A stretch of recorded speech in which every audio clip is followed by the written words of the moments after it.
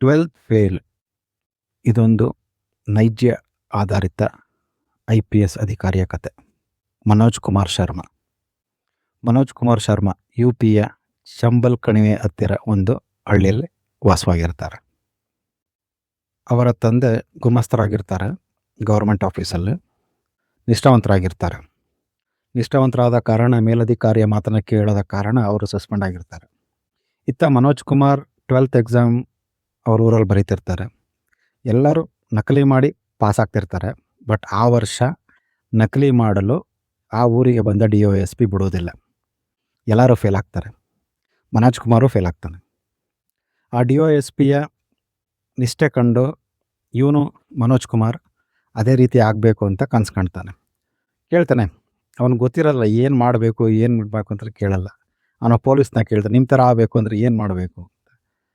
ಅವರು state exam ಇರುತ್ತೆ, police exam ಇರುತ್ತೆ, ಅದನ್ನು ಬರೀಬೇಕು, ನೀನು ಮೊದಲು ಡಿಗ್ರಿ ಮುಗಿಸ್ಬೇಕು ಅಂತ ಹೇಳ್ತಾನೆ. ಮನೋಜ್ ಕುಮಾರ್ ಅವರನ್ನು ಪ್ರೇರಣೆಯಾಗಿ ತಗೊಂಡು ತಾನು ಒಬ್ಬ DOSP ಆಗಬೇಕು ಅಂತ ಕನಸು ಕಾಣೋಕ್ಕೆ ಸ್ಟಾರ್ಟ್ ಮಾಡ್ತಾನೆ. ಆ ಕನಸನ್ನು ನಿಜ ಮಾಡ್ಕೋಬೇಕು ಅಂತ ತುಂಬ ಕಷ್ಟಪಡ್ತಾನೆ. ಅದೇ ಈ ಸ್ಟೋರಿಯ, ಈ ಸಿನಿಮಾದ ಮುಖ್ಯ inspiration for everybody who is wants to become IAS, IPS or any government job. Manoj Kumar next ವರ್ಷ 12th ವಿತೌಟ್ ಕಾಪಿ ಮಾಡದಂತೆ, ನಕಲಿ ಮಾಡದಂತೆ ಪಾಸ್ ಆಗ್ತಾನೆ. ಎಲ್ಲರೂ ನಕಲಿ ಮಾಡಿದ್ರು ಅವನು ನಕಲಿ ಮಾಡೋಕ್ಕೆ ಹೋಗಲ್ಲ. ಏನಕ್ಕೆ ಅಂದರೆ ನಿಷ್ಠೆಯಿಂದ ಪಾಸ್ ಆಗಬೇಕು, ಕಷ್ಟಪಟ್ಟು ಓದಬೇಕು ಅನ್ನೋದನ್ನ ಅವನು ಅರ್ಥಕೋತಾನೆ. ಹಂಗೆ ಹಿಂಗೆ ಮಾಡಿ ಡಿಗ್ರಿನೂ ಮುಗಿಸ್ತಾನೆ. ಡಿಗ್ರಿ ಮುಗಿಸಾದ್ಮೇಲೆ ಅವನು ಗ್ಯಾಲಿಯರ್ಗೆ DYSP ಪೋಸ್ಟ್ಗೆ ಎಕ್ಸಾಮ್ ಬರೆಯೋಕ್ಕೆ ಹೋಗಬೇಕು ಅಂತ ಹೊರಡ್ತಾನೆ. ಆದರೆ ಅವ್ರ ಮನೇಲಿ ತುಂಬ ಕಷ್ಟ ಇರುತ್ತೆ. ಅವ್ರ ಅಜ್ಜಿ ತಾನು ಕಷ್ಟಪಟ್ಟು ಉಳಿಸಿದ ಒಂದಷ್ಟು ಹಣನ ಅವನಿಗೆ ಕೊಟ್ಟು ಕಳಿಸ್ತಾಳೆ. ನೀನು DYSP ಆಗೇ ಬರಬೇಕು ಮಗ ಅಂತ ಹೇಳಿ ಕೊಟ್ಟು ಕಳಿಸ್ತಾಳೆ. ಅವನು ಆಸೆಯಿಂದ ಗ್ಯಾಲಿಯರ್ಗೆ ಬರ್ತಾನೆ. ಬಟ್ ಅವನು ಬಸ್ಸಲ್ಲಿ ಬರಬೇಕಿದ್ರೆ ಅವನ ಹಣ ಮತ್ತು ಬ್ಯಾಗು ಎಲ್ಲನೂ ಒಡೆದ್ಬಿಡ್ತಾರೆ. ಅವನು ಗ್ಯಾಲಿಯರಲ್ಲಿ ಬಂದು ಇಳಿತಾನೆ. ಇಳಿದು ನೋಡ್ತಾನೆ, ಬ್ಯಾಗ್ ಇರಲ್ಲ. ಯಾವ ಥರ ಆಗುತ್ತೆ ಅಂದರೆ ಅವನಿಗೆ ಬ್ಯಾಗು ಇಲ್ಲ, ದುಡ್ಡು ಇಲ್ಲ, ಮತ್ತು ಎಲ್ಲಿ ಟ್ಯೂಷನ್ಗೆ ಯಾವ ಥರ ಸೇರ್ಕೊಳ್ಳೋದು, ಏನು ಮಾಡೋದು ಅಂತ ಕಳವಳ ಸ್ಟಾರ್ಟ್ ಆಗುತ್ತೆ. ಬಟ್ ಅಲ್ಲಿ ಹೋದರೆ ಅಲ್ಲಿ ಇನ್ಸ್ಟಿಟ್ಯೂಷನ್ನು ಮುಚ್ಚಿರ್ತಾರೆ. ಏನಕ್ಕೆ ಅಂತ ಕೇಳಿದರೆ ಈ ವರ್ಷ ಯಾವುದೇ ಗೌರ್ಮೆಂಟ್ ಪೋಸ್ಟ್ ಕಾಲ್ ಫಾರ್ ಮಾಡಿಲ್ಲ, so there is no government jobs. ಈ ವರ್ಷ ಟ್ಯೂಷನ್ ಕಂಡಕ್ಟ್ ಮಾಡೋದಿಲ್ಲ ಅಂತ ಹೇಳ್ತಾರೆ. ಅವನಿಗೆ ಇನ್ನೂ ಗಾಬರಿಯಾಗೋಗುತ್ತೆ, ಏನು ಮಾಡೋದು ಅಂತ. ಊಟ ಮಾಡೋಕ್ಕೆ ಹೋಗ್ತಾನೆ, ಊಟ ಮಾಡೋಕ್ಕೂ ದುಡ್ಡಿರಲ್ಲ. ಅಲ್ಲೇ ಹೋಟೆಲ್ನವನ ಹತ್ರ ಕೇಳ್ತಾನೆ, ಊಟ ಮಾಡೋಕ್ಕೆ ನನ್ನ ಹತ್ರ ದುಡ್ಡಿಲ್ಲ, ಏನಾರ ಕೆಲಸ ಕೊಡಿ, ನಾನು ಕೆಲಸ ಮಾಡಿ ಊಟ ಮಾಡ್ತೀನಿ ಅಂತ. ಹೋಟೆಲ್ ಓನರ್ ಅದಕ್ಕೆ ಫಸ್ಟ್ ಊಟ ಮಾಡಪ್ಪ ಅಂತ ಹೇಳಿ ಅವನಿಗೆ ಊಟ ಕೊಡಿ, ಒಂದು ಪ್ಲೇಟ್ ಊಟ ಕೊಡಿ ಅಂತ ಸರ್ವರ್ಗೆ ಹೇಳ್ತಾರೆ. ಇವನು ಊಟ ತಗೊಂಡು ಟೇಬಲಲ್ಲಿ ಕೂತ್ಕೋತಾನೆ. ತುಂಬ ಹೊಟ್ಟೆ ಹಸ್ತಿರುತ್ತೆ. ಗಬ ಗಬ ಗಬ ಅಂತ 2 ನಿಮಿಷದಲ್ಲಿ ಊಟ ಮಾಡಿಬಿಡ್ತಾನೆ. ಇವನು ಎದುರುಗಡೆ ಒಬ್ಬ ಗೌರ್ಮೆಂಟ್ ಜಾಬ್ ಆಕಾಂಕ್ಷಿ ಕೂತಿರ್ತಾನೆ. ಇವನು ನೋಡಿ ತುಂಬ ಗಾಬರಿ ಆಗ್ಬಿಡ್ತದೆ ಅವನಿಗೆ. ಏನು ಈ ಥರ 1-2 ನಿಮಿಷಕ್ಕೆ ಊಟ ಮಾಡಿಬಿಟ್ನಲ್ಲ, ಗಬ ಗಬ ಅಂತ ತಿನ್ಬಿಟ್ನಲ್ಲ ಅಂತ. ಅವಾಗ ಕೇಳ್ತಾನೆ ಅವನ್ನ, ಏನು ಗುರು ಈ ಥರ ತಿನ್ಬಿಟ್ಟಲ್ಲ ನೀನು ಅಂತ. ಏನು ಮಾಡೋದು ಗುರು, ಹೊಟ್ಟೆ ಹಸಿ ತಿಂದೆ ಅಂತ ಹೇಳ್ತಾನೆ. ಅದಾದಮೇಲೆ ಹೋಟೆಲ್ ಓನರ್ ಹತ್ರ ಬರ್ತಾನೆ, ಏನಾರ ಕೆಲಸ ಕೊಡಿ, ಊಟ ಮಾಡಾಯಿತು ಅಂತ ಹೇಳ್ತಾನೆ. ಇಲ್ಲ ಏನು ಕೊಡಬೇಡಪ್ಪ, ನೀನು ಹೋಗಪ್ಪ ಆಯಿತು ಅಂತಾನೆ. ನಿನ್ನಂಥ ಸುಮಾರು ಜನ ಬರ್ತಾರೆ, ಏನು ಮಾಡೋಕ್ಕಾಗಲ್ಲ, ಹೋಗಪ್ಪ ನೀನು ಅಂತ. ಇಲ್ಲ ನನ್ನ ಕೆಲಸ ಕೊಡಲೇಬೇಕು, ನೀವು ಸುಮ್ಮನೆ ನನಗೆ ಊಟ ಮಾಡೋಕ್ಕಾಗಲ್ಲ ಅಂತ ಹೇಳ್ತಾನೆ. ಅದಕ್ಕೆ ಎದುರುಗಡೆ ಕೂತಿರ್ತಾನಲ್ಲ ಅವನ ಹೆಸರು ಪ್ರೀತಮ್ ಪಾಂಡೆ ಅಂತ. ಅವನು ಹೇಳ್ತಾನೆ, ಇಲ್ಲ ಗುರು, ಬಾ ಗುರು, ನಾನೇ ಕೊಡ್ತೀನಿ ಅಂತ ಅವನೇ ದುಡ್ಡು ಕೊಡ್ತಾನೆ. ದುಡ್ಡು ಕೊಟ್ಟಾದಮೇಲೆ ಅವನಿಗೊಂದು ಫೋನ್ ಬರುತ್ತೆ ಅವ್ರ ತಂದೆಯಿಂದ. ಯಾರಿಗೆ? ಪ್ರೀತಮ್ ಪಾಂಡೆಗೆ. ಈಗ ಸ್ಟೇಟ್ ಗೌರ್ಮೆಂಟ್ ಜಾಬ್ಸ್ ಅಂತೂ ಇಲ್ಲ, UPSCಗೆ ಹೋಗ್ಬಿಡು, ಡೈರೆಕ್ಟಾಗಿ ಡೆಲ್ಲಿಗೆ ಹೋಗ್ಬಿಡು ಅಂತ ಕೇಳ್ತೀನಿ. ಯಾವಾಗ ಹೋಗ್ತಿದ್ಯಾ ಡೆಲ್ಲಿಗೆ ಅಂತ ಅವ್ರ ಅಪ್ಪ ಕೇಳ್ತಾರೆ. ಅದಕ್ಕೆ ಅವನು, ಇಲ್ಲಪ್ಪ ನಾನು ಈಗಲೇ ಹೋಗ್ತಿದ್ದೀನಿ ಅಂತ ಫೋನ್ ಇಟ್ಬಿಟ್ಟು ಹೊರಡಕ್ಕೆ ಸ್ಟಾರ್ಟ್ ಮಾಡ್ತಾನೆ. ಆವಾಗ ನಾನು ಡೆಲ್ಲಿಗೆ ಹೋಗಬೇಕು ಅಂತ ಹೇಳಿ ಓಡ್ತಾ ಇರ್ತಾನೆ. ಅವ್ನು ಕೇಳ್ತಾನೆ, ಡೆಲ್ಲಿಗೆ ಯಾಕೆ ಹೋಗ್ತಿದ್ಯಾ ನೀನು ಅಂತ. UPSC ಎಕ್ಸಾಮ್ ಅಂತಾನೆ. ಹಂಗಂದ್ರೆ ಏನು ಅಂತ ಕೇಳ್ತಾನೆ. ಅವ್ನಿಗೆ UPSC ಎಕ್ಸಾಮ್ ಅಂತ ಗೊತ್ತಿರಲ್ಲ, ಸ್ಟೇಟ್ ಎಕ್ಸಾಮ್ಸ್ ಅಂದ್ರೆ ಏನಂತ ಗೊತ್ತಿರೋದಿಲ್ಲ ಅವನಿಗೆ. ಅಂಥ ಒಂದು ಬೆಂಗಾಡಿಂದ ಬಂದಿರ್ತಾನೆ ಅವನು. UPSC ಅಂದರೆ ಗೊತ್ತಿಲ್ವಾ, ಮತ್ತು ಇಲ್ಲೇನಕ್ಕೆ ಬಂದಿದ್ಯಾ ನೀನು ಅಂತಾನೆ. DYSP ಆಗಬೇಕು ಅಂತ. ನೀವು DYSP ಆಗ್ಬೇಕಾ? ಹೌದಾ? UPSC ಅಂದರೆ ಅಲ್ಲಿ IPS ಆಗ್ಬೋದು. IPS ಅಂದರೆ ಅಂತ ಕೇಳ್ತಾನೆ. DYSP ಯಾರಪ್ಪ ಅಂತಾನೆ. ಹೌದಾ, ಹಂಗಾರೆ ನಾನು IPS ಆಗ್ತೀನಿ ಅಂತಾನೆ. ನಾನು ನಿನ್ನ ಜೊತೆ ಬರ್ತೀನಿ ಅಂತಾನೆ. ನೀನು ನನ್ನ ಜೊತೆ ಬರ್ತೀಯಾ? ಅವನೊಂದ್ಸಲ ನೋಡ್ತಾನೆ. ಆದರೆ ಅವ್ನಿಗೆ ಬೇಡ ಅಂತ ಅನ್ನೋಕ್ಕಾಗಲ್ಲ. ಆಯಿತು ಬಾ ಅಂತ ಅಂತಾನೆ. ಸೊ ಅವನ ಜೊತೆ ಅಲ್ಲಿಂದ ಟ್ರೈನಲ್ಲಿ ಡೆಲ್ಲಿಗೆ ಬರ್ತಾನೆ. ಡೆಲ್ಲಿಗೆ ಬಂದಮೇಲೆ ಅವನು ಎಲ್ಲಿ ಇಳ್ಕೊಳ್ಳೋದು ಅಂತಲೂ ಗೊತ್ತಿರಲ್ಲ. ಪಾಪ ಪ್ರೀತಮ್ ಪಾಂಡೆನೇ ಅವನ ರೂಮಲ್ಲಿ ಇಟ್ಕೋತಾನೆ. ಮಾರನೇ ದಿನ ಏನು ಮಾಡಬೇಕು, ಹೆಂಗೆ ಎಕ್ಸಾಮ್ಗೆ ಓದಬೇಕು ಏನೂ ಗೊತ್ತಿಲ್ಲದಂತೆ ಅವನು ಯಾವ ಥರ IPS ಆಗೋದು ಅಂತ ಪ್ರೀತಮ್ ಪಾಂಡೆನ ಕೇಳ್ತಾನೆ. ನಾನು IPS ಆಗ್ತೀನಾ ಅಂತ. ಆಗ ಪ್ರೀತಮ್ ಪಾಂಡೆ ಹೇಳ್ತಾನೆ, IPS ಆಗಬೇಕಂದ್ರೆ 3 ರೌಂಡ್ಸ್ ಇರುತ್ತೆ. ಫಸ್ಟ್ ರೌಂಡ್ ಆಬ್ಜೆಕ್ಟಿವ್ ಟೈಪ್ಸ್ ಇರುತ್ತೆ, ಪ್ರಿಲಿಮಿನರಿ ಅಂತ ಇರುತ್ತೆ. ಸೆಕೆಂಡ್ ರೌಂಡ್ ಮೇನ್ಸ್ ಇರುತ್ತೆ, ಎಸ್ಸೆ ಥರ ಬರೀಬೇಕು, ಲಾರ್ಜ್ ಎಲ್ಲ ಬರೀಬೇಕು ಅಂತ ಹೇಳ್ತಾನೆ. 3ನೇ ರೌಂಡ್ ಇಂಟರ್ವ್ಯೂ ಇರುತ್ತೆ. ಈ 3 ರೌಂಡ್ ಕ್ಲಿಯರ್ ಆದರೆ ನೀನು IPS ಆಗ್ತೀಯ ಅಂತ ಹೇಳ್ತಾನೆ. ಆವಾಗ ಯಾವ ಥರ ಓದೋದು ಏನು ಮಾಡೋದು ಅಂತ ಕೇಳಿದಾಗ ಅಲ್ಲಿ ಒಬ್ಬ ಮಾರೋ ಹುಡುಗ ಹೇಳ್ತಾನೆ, ನಮ್ಮ ಗೌರಿ ಅಣ್ಣ ಇದ್ದಾನೆ, ಬನ್ನಿ ಎಲ್ಲರಿಗೂ ಗೈಡ್ ಮಾಡ್ತಾನೆ ಅಂತ ಅವನ ಹತ್ರ ಕರ್ಕೊಂಡು ಹೋಗ್ತಾನೆ. ಗೌರಿ ಅಣ್ಣ ಏನು ಅಂದರೆ ಅವನು ಈಸ್ ಆಲ್ಸೋ UPSC ಆಸ್ಪಿರೆಂಟ್ಸ್ ಓದ್ತಾ ಇರ್ತಾನೆ. 5 ಅಟೆಂಪ್ಟ್ ಬರ್ತಿರ್ತಾನೆ. ಲಾಸ್ಟ್ ಅಟೆಂಪ್ಟ್ ಮೇನ್ ಎಕ್ಸಾಮು ಆಗಿರುತ್ತೆ, ಇಂಟರ್ವ್ಯೂ ಕೊಟ್ಟಿರ್ತಾನೆ. ಅವ್ನಿಗೆ ಎಲ್ಲರಿಗೂ ಗೈಡ್ ಮಾಡ್ತಿರ್ತಾನೆ. ಸೊ ಈ ಮನೋಜ್ ಕುಮಾರ್ ಶರ್ಮಾ ಮತ್ತು ಪ್ರೀತಮ್ ಪಾಂಡೆ ಅವ್ರ ಹತ್ರ ಹೋಗ್ತಾನೆ. ಅವನು ಹೇಳ್ತಾನೆ, ಇದೊಂದು ಹಾವು ಏಣಿ ಆಟ ಥರ, ನಾವು ಫೇಲ್ ಆದರೆ 0ಇಂದನೇ ಸ್ಟಾರ್ಟ್ ಮಾಡಬೇಕು, ನಾವು 100 ಬಿಟ್ಟವರೆಗೂ ಟ್ರೈ ಮಾಡ್ತಾನೆ ಇರಬೇಕು, ರೀಸ್ಟಾರ್ಟ್ ಮಾಡ್ತಾನೆ ಇರಬೇಕು ಅಂತ ಹೇಳ್ತಾನೆ. ತುಂಬ ಮೋಟಿವೇಶನ್ ಸ್ಪೀಚ್ ಕೊಡ್ತಾನೆ. ಆ ಸ್ಪೀಚೆಲ್ಲ ಆದಮೇಲೆ, ಅಣ್ಣ ನಾನು ನಿಮ್ಮ ಹತ್ರ ಮಾತಾಡಬೇಕು. ಆಮೇಲೆ ಇನ್ನೊಂದು ವಿಷಯ ಹೇಳ್ತಾರೆ, ಪ್ರತಿ ವರ್ಷವೂ 2ರಿಂದ 3 ಲಕ್ಷ ಜನ ಹಿಂದಿ ಅಂದರೆ ರೀಜನಲ್ ಲ್ಯಾಂಗ್ವೇಜಸ್ಸಲ್ಲಿ UPSC ಬರೀತಾರೆ. ಆದರೆ ಅದ್ರಲ್ಲಿ ಪಾಸ್ ಆಗೋದೇ 20ರಿಂದ 30 ಜನ. ಅದರಲ್ಲಿ ಇಂಟರ್ವ್ಯೂ ತಗೊಳ್ಳೋರ್ಗಂತೂ ಹಿಂದಿ ಮೀಡಿಯಮು ಅಂತಂದರೆ ಅವ್ರಿಗೆ ಆಸಡ್ಡೆ ಅಂತಲೂ ಹೇಳ್ತಾನೆ. ಅದಾದಮೇಲೆ ಇವನು ಮಾತಾಡಬೇಕು ಅಂತ ಹೇಳಿದಾಗ ಏನು ಅಂತ ಕೇಳ್ತಾನೆ. ಏನೂ ಇಲ್ಲ, ತುಂಬ ದುಡ್ಡು ಪ್ರಾಬ್ಲಮ್ ಇದೆ, ನನಗೊಂದು ಕೆಲಸ ಬೇಕು ಅಂತ, ಕೆಲಸ ಕೊಡ್ಸೋಕ್ಕಾಗುತ್ತಾ ಅಂತ. ಆವಾಗ ಗೌರಿ ಅಣ್ಣ ಹೇಳ್ತಾನೆ, ಬಾತ್ರೂಮ್ ತೊಳಿತೀಯಾ ಅಂತ. ನಾನು ಬಾತ್ರೂಮ್ ತೊಳೆದೆ ಇಲ್ಲಿ ಫಸ್ಟ್ ಇದು ಮಾಡಿದ್ದು, ನೀನು ಬಾತ್ರೂಮ್ ತೊಳಿತೀಯಾ ಅಂತ ಹೇಳ್ತಾನೆ. ನಿಮ್ಗೆ ಯಾವ ಕೆಲಸ ಆದರೂ ಸರಿ ಅಣ್ಣ ಮಾಡ್ತೀನಿ ಅಂತ ಹೇಳ್ತಾನೆ. ಸೊ ಅವನಿಗೆ ಲೈಬ್ರರಿ ಬಾತ್ರೂಮ್ ತೊಳೆಯೋದು ಮತ್ತು ಲೈಬ್ರರಿ ಮೇಂಟೈನ್ ಮಾಡೋ ಕೆಲಸ ಸಿಗುತ್ತೆ. ಗೌರಿ ಅಣ್ಣಂಗೆ ಇಂಟರ್ವ್ಯೂವಲ್ಲಿ ಫೇಲ್ ಆಗ್ಬಿಡೋದು. ಆಗ ಮನೋಜ್ ಕುಮಾರ್ ಶರ್ಮಾ ಕೇಳ್ತಾನೆ, ಗೌರಿ ಅಣ್ಣ ಈಗ ಏನು ಮಾಡ್ತೀರಾ ನೀವು?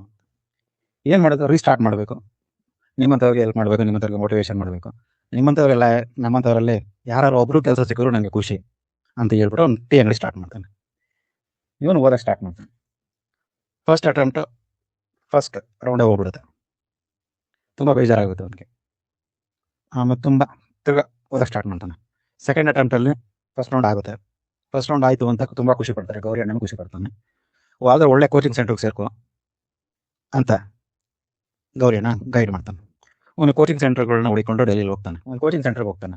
ಅಲ್ಲಿ ಲಾಸ್ಟ್ ಟೈಮ್ ಫಸ್ಟ್ ರ್ಯಾಂಕ್ ಬಂದಿದ್ದ ದೀಪ್ ಮೋಹನ್ ಸರ್ದು ಫೋಟೋ ಹಾಕಿರ್ತಾರೆ. ಇವನಿಗೆ ದೀಪ್ ಮೋಹನ್ ಸರ್ ಪರಿಚಯ ಆಗಿರ್ತಾರೆ. ಈಗ ಟೀ ಕೊಡಬೇಕಾದ್ರೆ ಹಿಂಗೆ ಅಲ್ಲೆಲ್ಲ ಓಡಾಡ್ಕೊಂಡಿರ್ಬೇಕಾದ್ರೆ ದೀಪ್ ಮೋಹನ್ ಸರ್ ಪರಿಚಯ ಆಗಿರ್ತಾರೆ. ಆವಾಗ ಆ ಇನ್ಸ್ಟ್ರಕ್ಟರ್ಗೆ ಹೇಳ್ತಾನೆ, ನನಗೆ ದೀಪ್ ಮೋಹನ್ ಸರ್ ಗೊತ್ತು, ಅವ್ನು ಈ ಇನ್ಸ್ಟಿಟ್ಯೂಟಲ್ಲ ಓದಿತ್ತು, ಬೇರೆ ಇನ್ಸ್ಟಿಟ್ಯೂಟಲ್ಲಿ ಯಾಕೆ ಅವ್ರು ಫೋಟೋ ಹಾಕಿದ್ದೀರಾ ಅಂತ ಕೇಳ್ತಾನೆ. ಅವಾಗ ಅವ್ನು ಗೊತ್ತಾಗುತ್ತೆ, ಇವರೆಲ್ಲ ಮೋಸ ಮಾಡ್ತಿದ್ದಾರೆ, ಸುಮ್ಮನೆ ಯಾರು ಫಸ್ಟ್ ಬರ್ತಾರೆ ಅವ್ರು ಫೋಟೋ ಹಾಕೊಂಡು ಸುಮ್ಮನೆ ಕೋಚಿಂಗ್ ಸೆಂಟರ್ ನಡೆಸ್ತಾ ಇರ್ತಾರೆ, ಇವ್ರದ್ದೆಲ್ಲ ಸುಮ್ಮನೆ ಬೊಳೆ ಅಥವಾ ಸುಮ್ಮನೆ ಇಲೀಗಲ್ ಆಗಿ ಸುಮ್ಮನೆ ಹೆಸರು ಹಾಕೊಂಡು ನಡೆಸೋ ಕೋಚಿಂಗ್ ಸೆಂಟರ್ಗಳು ಅಂತ. ಅದಾದ್ಮೇಲೆ ಒಳ್ಳೆ ಒಂದು ಕೋಚಿಂಗ್ ಸೆಂಟರ್ಗೆ ಸೇರ್ಕೋತಾನೆ. ಅಲ್ಲಿ ಅವನಿಗೆ ಶ್ರದ್ಧಾ ಅನ್ನೋ ಹುಡುಗಿ ಪರಿಚಯ ಆಗ್ತಾಳೆ. ಪರಿಚಯ ಆಗಿದ್ದು ಪ್ರೀತಿಗೆ ತಿರುಗುತ್ತೆ. ಸೊ ಸೆಕೆಂಡ್ ಅಟೆಂಪ್ಟಲ್ಲಿ ಮೇನ್ಸ್ ಪಾಸ್ ಆಗೋದಿಲ್ಲ, ಅವನು ಫೇಲ್ ಆಗೋದು. ಏನು ಫೇಲ್ ಆಗುತ್ತೆ ಅಂದರೆ ಟೂರಿಸಮ್ ಇನ್ ಇಂಡಿಯಾ ಅಂತ ಇರುತ್ತೆ ಟಾಪಿಕ್, ಬಟ್ ಇವನು ಟೆರರಿಸಮ್ ಇನ್ ಇಂಡಿಯಾ ಅನ್ನೋ ಆನ್ಸರ್ ಬಿಡ್ತಾನೆ. ಆವಾಗ ಇಂಗ್ಲೀಷ್ ಮೀಡಿಯಂ ಹುಡುಗ ನವಲ್ ಅಂತ ಹೇಳ್ತಾನೆ. ಅವ್ನು ಹೇಳ್ತಾನೆ, ನೀನು ಹಿಂಗೆ ಮಾಡಿದ್ರೆ ಸುಮ್ಮನೆ ಏನಾಗಲ್ಲ, ಸುಮ್ಮನೆ ಹೋಗ್ಬಿಡು ಊರಿಗೆ, ಕರೆಕ್ಟಾಗಿ ನೀನು ಓದ್ಕೊಂಡು ಮಾಡಲ್ಲ ಇಂಗ್ಲೀಷ್ನ ಅಂತ ಮೋಟಿವೇಶನ್ ಮಾಡ್ತಾನೆ. ಇವನು ತುಂಬ ಬೇಜಾರಾಗುತ್ತೆ. ಬಟ್ ಅದು ತಿರ್ಗಾ ರೀಸ್ಟಾರ್ಟ್ ಆಗುತ್ತೆ. ತಿರ್ಗಾ ಓದಕ್ಕೆ ಸ್ಟಾರ್ಟ್ ಮಾಡ್ತಾನೆ. ಮತ್ತೆ ಥರ್ಡ್ ಅಟೆಂಪ್ಟ್ ಮೇಲೆ ಓದಕ್ಕೆ ಸ್ಟಾರ್ಟ್ ಮಾಡ್ತಾನೆ. ಥರ್ಡ್ ಅಟೆಂಪ್ಟ್ ಫಸ್ಟ್ ರೌಂಡ್ ಆಗುತ್ತೆ, ಮೇನ್ಸ್ ತಿರ್ಗಾ ಹೋಗ್ಬಿಡುತ್ತೆ.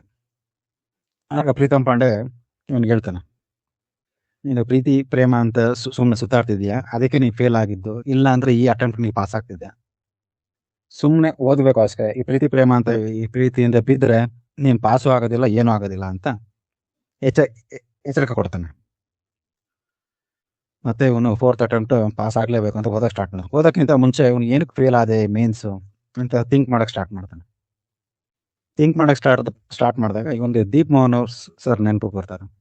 ಹೋಗ್ತಾನೆ ದೀಪ್ ಮೋಹನ್ ಸರ್ ಹತ್ರ, ಸರ್ ನಂದು ಫಸ್ಟ್ ರೌಂಡ್ ಆಗ್ತಿದ್ದೆ, ಸೆಕೆಂಡ್ ರೌಂಡ್ ಪಾಸ್ ಮಾಡೋಕೆ ಆಗ್ತಿಲ್ಲ, ಏನು ಮಾಡಬೇಕು ಹೇಳಿ, ನಾನು ಗೈಡ್ ಮಾಡಿ ಅಂತ ದೀಪ್ ಮೋಹನ್ ಸರ್ ಕೇಳ್ತಾನೆ.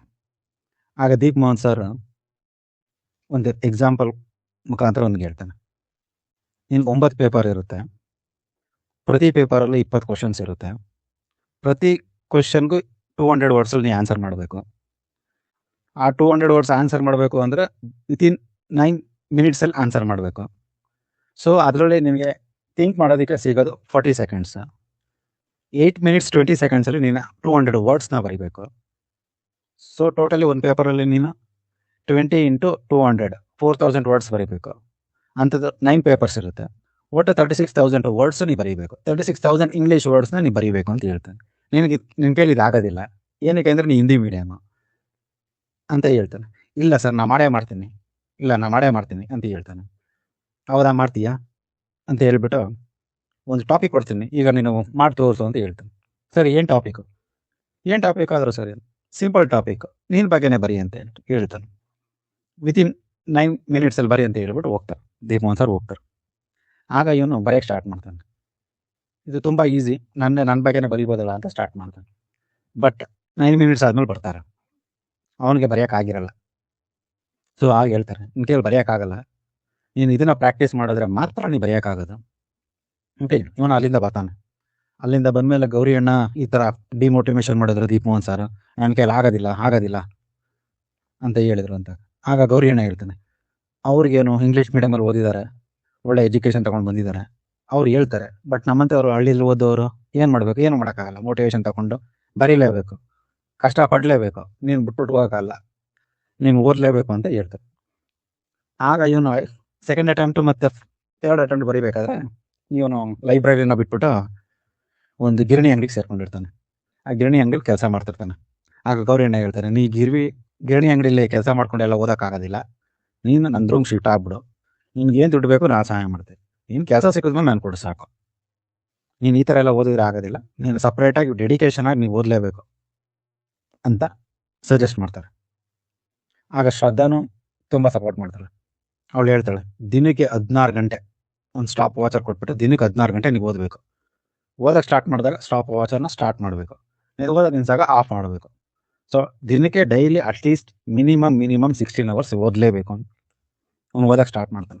16 hours daily. 4th attempt and last attempt. First round ಆಗುತ್ತೆ, ಸೆಕೆಂಡ್ ರೌಂಡು ಆಗುತ್ತೆ, ಥರ್ಡ್ ರೌಂಡ್ ಇಂಟರ್ವ್ಯೂ. ಇವನು ತುಂಬ ಟೆನ್ಷನ್ ಆಗ್ಬಿಡುತ್ತೆ, ಇಂಟರ್ವ್ಯೂ ಆಗಲಿಲ್ಲ ಅಂದರೆ ಏನು ಮಾಡೋದು ಅಂತ. ಇಂಟರ್ವ್ಯೂಗೆ ಹೋಗ್ತಾನೆ. ಇಂಟರ್ವ್ಯೂಗೆ ಹೋದಾಗ ಅಲ್ಲಿ ತುಂಬ ಸ್ಟ್ರಿಕ್ಟ್, ಅಲ್ಲಿ ಇಂಟರ್ವ್ಯೂ ಒಂದೆಲ್ಲ ನೋಡ್ತಾರೆ. ಆದರೆ ಅವ್ನಿಗೆ ಗೊತ್ತಾಗುತ್ತೆ 12th ಫೇಲ್ ಆಗಿರ್ತಾರೆ. ಕೇಳ್ತಾರೆ, 12th ಏನಕ್ಕೆ ಫೇಲ್ ಆದೆ ನೀನು ಅದಕ್ಕೆ.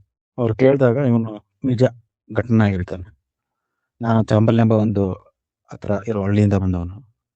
ಅಲ್ಲಿ ಪ್ರತಿ ವರ್ಷ ನಮಗೆ ಕಾಪಿ ಮಾಡಿಸಿದ್ರು, ಅಂದರೆ ನಾವು ಬರೆಯೋ ವರ್ಷ ಕಾಪಿ ಮಾಡೋಕ್ಕೆ ಬಿಡಲಿಲ್ಲ, DYSP ಬಂದು ತಡೆದ್ರು. ಆದ ಕಾರಣ ನಾನು 12th ಫೇಲ್ ಆದೆ ಆ ವರ್ಷ. ಬಟ್ ಆ DYSP ಅವರ ಇನ್ಸ್ಪಿರೇಷನ್ನಿಂದ ನಾನು ಇಲ್ಲಿವರೆಗೆ ಬಂದಿದ್ದೀನಿ, ಪ್ರಾಮಾಣಿಕವಾಗಿ 12th ಪಾಸ್ ಮಾಡಿ ಡಿಗ್ರಿ ಪಾಸ್ ಮಾಡಿ ಇಲ್ಲಿವರೆಗೆ ಬಂದಿದ್ದೀನಿ ಅಂತ ನಿಜ ಹೇಳ್ತಾನೆ. ಆಗ ಅಲ್ಲಿರೋ ಮೇನ್ ಹೆಡ್, ಇಂಥವ್ರಿಗೆಲ್ಲ ಕೆಲಸ ಕೊಡಬಾರ್ದು, ಚಂಬಲ್ ಎಂಬ ಇದರಿಂದ ಬಂದವನೇ, ಗೊತ್ತು ನಮಗೆ ಚಂಬಲ್ ಅನ್ನೋದು ಯಾವ್ದಕ್ಕೆ ಫೇಮಸ್ ಅಂತ, ಇಂಥವ್ರಿಗೆಲ್ಲ ಕೊಟ್ಟರೆ ಈ ದೇಶ ಹೆಂಗೆ ಉದ್ಧಾರ ಆಗುತ್ತೆ ಅಂತ ಬೇರೆ ಎಲ್ಲರಿಗೂ ಹೇಳ್ತಾರೆ. ಆದರೆ ಬೇರೆಯವರೆಲ್ಲ ಇವ್ರಿಗೆ ತುಂಬ ಸಪೋರ್ಟ್ ಮಾಡ್ತಾರೆ. ಇಂಥ ಪ್ರಾಮಾಣಿಕ ವ್ಯಕ್ತಿಗೇನೆ ಕೊಡಲಿಲ್ಲ ಅಂದರೆ ಈ UPSC KPSC IAS ಎಲ್ಲ ಇನ್ಯಾರಿಗೆ ಕೊಡೋದು, ಇಂಥವ್ರಿಗೆ ಕೊಡಲಿಲ್ಲ ಅಂದರೆ ಇನ್ಯಾರಿಗೆ ಕೊಡೋದು ಅಂತ ಸಪೋರ್ಟ್ ಮಾಡಿ ಅವನಿಗೆ ಕೆಲಸ ಆಗುತ್ತೆ. ಸೊ ಈ ಮೂವಿಯ ಒಟ್ಟಾರೆ ಸಾರಾಂಶ ಏನಂದರೆ, ಯಾರ ಮಕ್ಕಳಾರ ಆಗಿರ, ಕೂಲಿ ಮಾಡೋರ ಮಕ್ಕಳಾಗಿರಲಿ, ಆಟೋ ಓಡಿಸೋ ಮಕ್ಕಳಾಗಿರಲಿ, ಕಸ ಗುಡಿಸೋರ ಮಕ್ಕಳಾಗಿರಲಿ, ರೈತರ ಮಕ್ಕಳಾಗಿರಲಿ, ಯಾರಾದರೂ ಸರಿ ಓದಬೇಕು, ಶ್ರದ್ಧೆ ಇರಬೇಕು, ಮೋಟಿವೇಶನ್ ಇರಬೇಕು, ಗುರಿ ಹೊಂದಿರಬೇಕು, ನಾವು ದೇಶಕ್ಕೆ ಒಳ್ಳೆ ಸೇವೆ ಮಾಡ್ತೀವಿ ಅಂತ ಇರಬೇಕು. ಅಂಥವ್ರು ಎಂಥವ್ರಿದ್ರು ಓದೋ ಮನಸ್ಸಿದ್ದವರು ಎಂಥ ಕಷ್ಟ ಇದ್ದರೂ IPS IAS ಅಥವಾ ಎನಿ ಎಕ್ಸಾಮ್ ಪಾಸ್ ಮಾಡ್ಬೋದು ಅನ್ನೋದೇ ಈ ಚಿತ್ರದ ಒಟ್ಟಾರೆ ಸಾರಾಂಶ. Thank you.